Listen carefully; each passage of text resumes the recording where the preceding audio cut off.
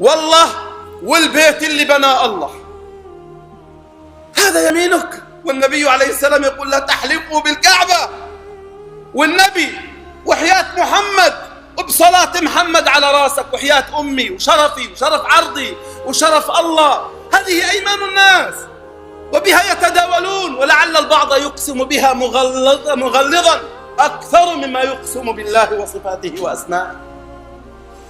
حد الله وحدود الأمانة، وحياة هالنعمة ولا أشتهيها، وحياة هالشاي ولا دمي يصير زيه، وحياة أبوي ورحمة أبوي بترابه ورحمة أمي.